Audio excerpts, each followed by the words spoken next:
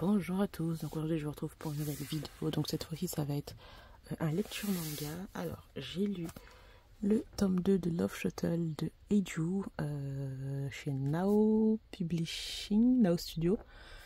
Deuxième tome que j'ai vraiment aussi beaucoup adoré, donc je vais peut-être spoiler un petit peu, mais là les deux vont aller dans une sorte de fake relationship puisque l'autre va avouer à ses parents que en fait quand il est vraiment un oméga. Et pour éviter toute crise de la part de son frère qui est un petit peu possessif et qui aime beaucoup donner des ordres, va dire qu'en fin de compte il a rencontré une personne qu'il aime beaucoup, qu'il est en couple et qui va peut-être se marier avec lui. Bref, tout un cinéma. Et donc ils vont... En tout cas c'est pas dès les premières pages, ça va être vers la fin de ce que je vous ai dit, donc moi c'est ça que j'ai dit, j'ai spoilé. J'aime beaucoup, franchement je crois que je me suis arrêtée dans le webtoon parce que j'avais lu cette histoire là en ligne il y a des années et je crois que je me suis arrêtée à ce tome 2 là, voilà, je me suis arrêtée au moment de ce tome 2 là, donc j'ai très hâte de lire la suite. Il y a toujours ce petit truc là, super cute. J'ai laissé tout ça à l'intérieur, hein. Je les rangerai un jour, je ne sais pas comment, mais il y avait la petite photocarte là et puis la petite signature holographique de la mangaka, la webtooniste, je ne sais pas comment on dit ça. Bref, très hâte de lire la suite. Hop. Ensuite, j'ai lu le 13e tome de la série Viewfinder de Ayano Yamane. Franchement, je trouve ça... J'ai lu ce tome 13 là et comment vous dire que il y avait un petit goût de déception. Pourquoi? J'adore toujours, j'aime toujours autant cette série, mais en fait, le fait est que ça sort toutes les 2, 3, 4 ans. Je trouve ça, mais en fait, je trouve ça trop long. Trop long. Et en fait, à un moment donné, en fait, tu perds un petit peu... tu perds de ton intérêt à la série, en fait. Donc là, je l'ai lu, j'ai beaucoup aimé ce que j'ai lu et ce qui se passe dans la fin du tome 13, j'adore, mais quand est-ce qu'on va voir le tome 14?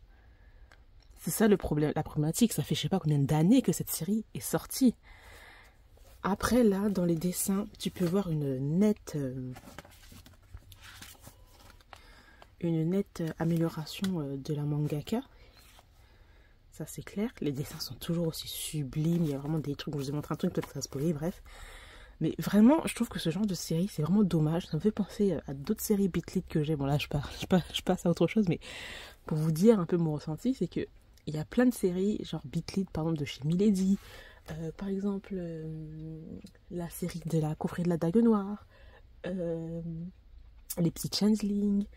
Je sais pas, il y a quoi d'autre encore.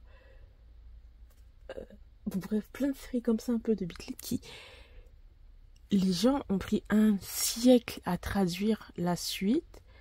Maintenant, ils ont arrêté ils ont arrêté parce que pourquoi? Parce que ça n'a pas été c'est pas arrivé ça s'est pas bien vendu, mais moi j'ai envie de dire c'est tout simplement normal. Maintenant, regardez-moi toutes les belles couvertures qu'il y a, toute la promotion que les gens font, etc. Alors que quand tu lis le livre, c'est de la Beatlit très très bof. Ou la même chose comme de la romance très très bof. Alors qu'il y en a d'autres séries qui sont vraiment trop bien bien faites, trop bien écrites, très bien mises. Franchement, niveau je sais pas moi, niveau monde surnaturel, c'est super bien fait, mais ça n'a pas le succès qu'il y a parce que les gens, après bon c'est normal, c'est plus c'est plus la même génération, c'est plus les mêmes années qu'avant, mais je trouve ça trop dommage. Et là, c'est la même chose pour cette série-là. Il y a plein de séries comme ça. D'autres mangas aussi que je trouve qui prennent un siècle à sortir. Par exemple, on a la série Game chez Akata. Ça prend un siècle à sortir tome par tome. Mais au bout d'un moment, les gens ils perdent de leur intérêt en fait. Et donc voilà, là je l'ai lu. J'ai beaucoup aimé, mais j'ai été un peu déçue parce que je me suis dit, j'ai attendu toutes ces années pour un tome 13 qui n'est même pas encore... il faut attendre le tome 14 pour qu'on ait vraiment une suite intéressante, quoi. Bref, je suis partie je ne sais où encore. J'ai lu, attendez, je vais sortir les deux tomes là parce que... Voilà. Donc j'ai lu le tome 3 et le tome 4 des Carnets de l'apothicaire. Alors, le tome 1, j'avais vraiment beaucoup aimé. Je trouve que ce personnage est super intéressant. On est sur quelque chose qui est vraiment différent. Et pour le moment, le tome 3 et le tome 4, j'ai eu le tome 2. Ah, j'ai déjà lu 2 tomes, ok. J'aime bien. Voilà, mais c'est pas un coup de cœur. Loin de là. Donc, je pense que je vais lire les autres tomes que j'ai là, que je regarderai l'anime, parce que je pense que l'anime va plus me hyper que le manga. Ce qui est vraiment dommage à dire, hein. C'est très décevant ce que je dis là. Mais tout ce qui est intrigue politique, etc., j'aime beaucoup, mais je trouve que c'est long. C'est long. Les histoires de... Ben après, c'est une apothicaire, donc c'est tout à fait normal, hein, n'est-ce pas? Qu'on nous parle d'herbes médicinales, de poisons, etc., etc. Ces 3 et 4e tomes, j'ai bien aimé. À voir par la suite. Mais parce que je sens que je ne suis pas hypée, plus que ça. Donc c'est pour ça que je dis à voir par la suite. Ensuite, j'ai lu donc le 4e tome de la série Rose and Champagne de Zig et des Sangs de Tsunge. Alors ça aussi, j'ai adoré. J'ai complètement adoré. Ça va peut-être spoiler aussi un petit peu, puisqu'on est au 4e tome, je suis désolée. Mais là, nous sommes avec des clans un peu mafio là, très ennemis, mais qui vont réussir à avoir une collaboration. Voilà tout ce que je peux dire. Sinon, vraiment, j'adore. J'adore. Ils ont une relation, les deux là, que j'aime énormément. C'est genre comme s'ils se foutaient sous la gueule, mais en fin de compte, ben, ils se comprennent très très bien. Ils se disent pas beaucoup de choses, mais ils se comprennent beaucoup. Donc ça, j'adore ce genre de truc. Oula, j'ai fait tomber ça. Ensuite, j'ai lu le 4e tome de la série Killing Stalking. Et ce tome 4 là. Ce tome 4 là, je me suis dit, mais waouh! Le gars, il s'en sort, mais de ouf. Comment on peut être un menteur maladif comme ça? Comment on peut manipuler les gens comme ça? Ce tome-là, je trouve que c'était un tome rempli de tension. Parce que là, on était en prison. Et presque tout ce tome-là se passait en prison.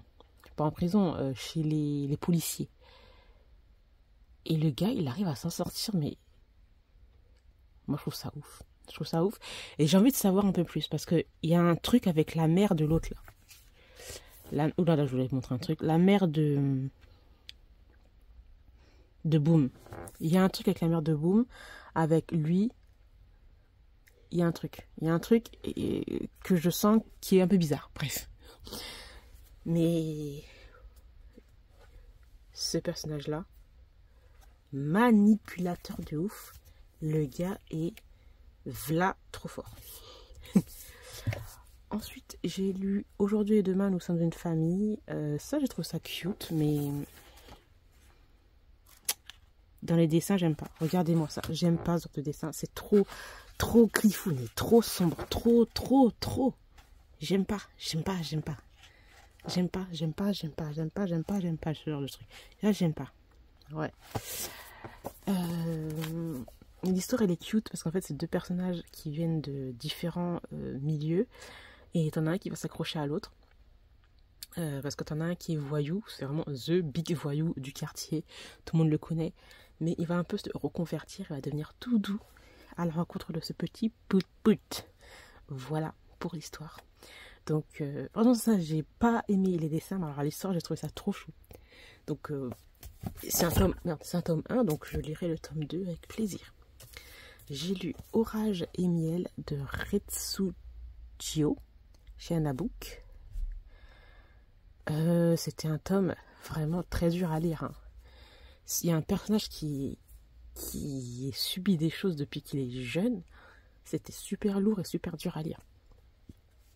Et il y en a un autre, celui-là, qui va l'aider et qui va se retrouver en prison. Donc on va les retrouver 10 ans, je crois que c'est 10 ans plus tard. Et il y en a un qui se fait passer pour ce qu'il n'est pas.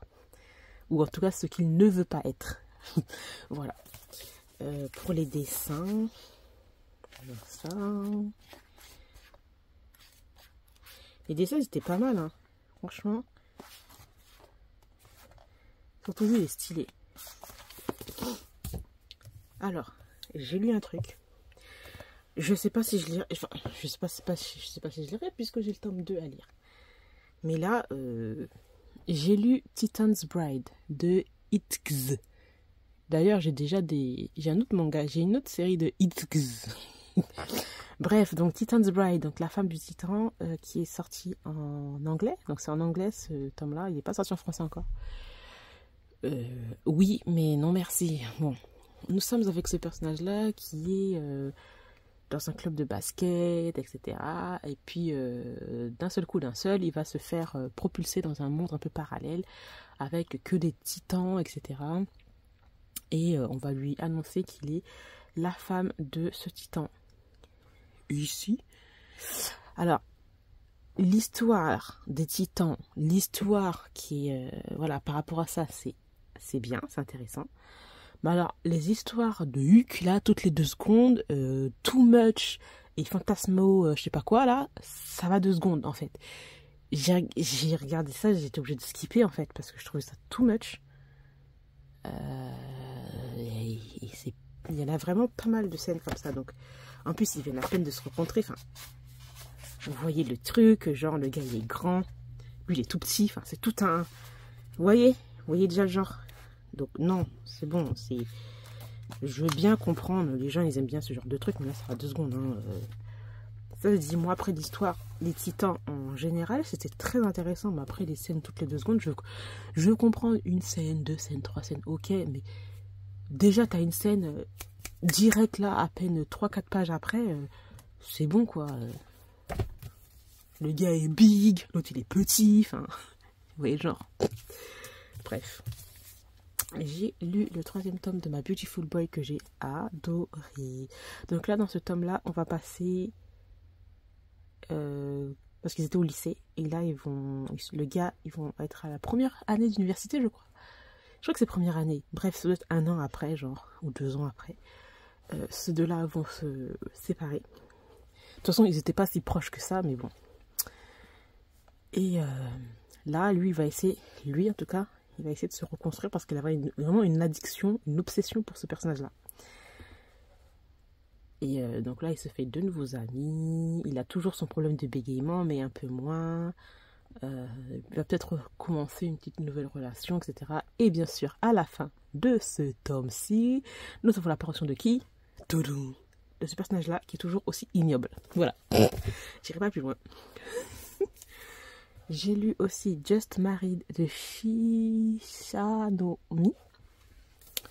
Alors là, j'ai pas aimé du tout. Attends, faut que je monte des dessins. Les dessins, j'ai pas aimé. Même l'histoire en elle-même, j'ai pas aimé. Donc, voilà les dessins. Bon, c'est moi qui n'aime pas. Donc nous avons 2 personnages qui n'étaient pas amis d'enfance, mais qui se connaissaient quand ils étaient petits. T'en avais un qui était un peu psychopathe, un autre qui était un peu plus genre solaire, etc. Et ces 2 personnages vont, voilà, être mariés. Mais perso, j'ai pas trouvé ça ouf. Hein. De relations un peu en chambranle, j'ai envie de dire, un peu bizarre. Enfin, c'est pas équilibré en fait. T'en as un qui est genre un peu arrogant, têtu, un peu misogyne, etc. Et puis t'as l'autre qui, je sais pas, ils ont une relation bizarre, qui laisse faire, mais en même temps, il aime bien. Franchement, inutile, inutile cette histoire.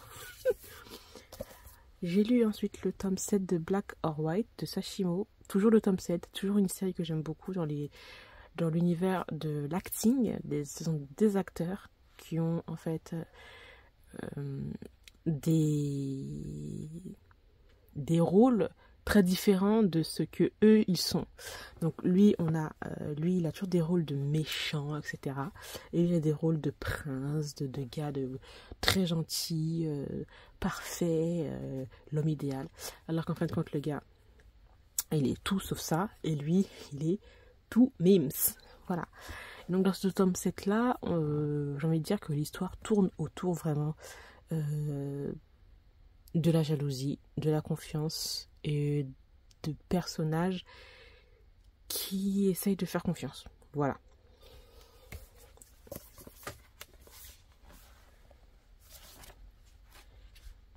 Pour les dessins, voilà. Ça c'est Sashimo, de toute façon je viens de vous dire, donc bon...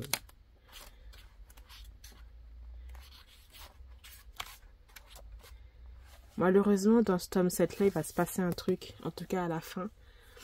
Parce que bon, on est quand même dans une histoire de acteurs et des acteurs qui sont très connus, donc il va y avoir une histoire de paparazzi, parce que leur relation bien sûr est cachée, donc voilà. Et ensuite nous avons le tome 3 de l'étonnant secret de Goku Della mon patron, de Lika Arata. Ce tome 3 là, franchement, là j'ai pas aimé. Donc si cette série continue encore, je continuerai pas. Tout simplement à lire, donc je vais vendre cette série. Là, franchement, on s'attardait sur des trucs inutiles et vraiment frivoles. Là, c'est un tome où on est... où les personnages, en fait, vont aller dans une sorte de source ou je sais pas quoi, avec des collègues, blablabla, blablabla, toujours l'histoire de fantômes avec des sous-vêtements, blablabla. Vraiment inutile. Inutilos, voilà, voilà. Et on a l'apparition de ce personnage-là, là, qui va être un peu genre le rival de lui, là, ou lui, je sais plus, de lui. Voilà. Elle va montrer sa dominance. Bon, bref, ce genre de truc, ça me saoule, donc voilà. On va passer. Donc, j'ai terminé pour ce lecture manga. J'espère que ça vous aura plu. N'hésitez pas à me dire s'il y a des mangas que vous avez lus dans ce que je vous ai présenté. Et si vous les avez aimés ou si vous n'avez pas le même avis que moi, n'hésitez pas à me le dire. Dans tous les cas, moi, je vous remercie d'avoir regardé cette vidéo jusqu'au bout. Et je vous retrouve très bientôt. Bye bye.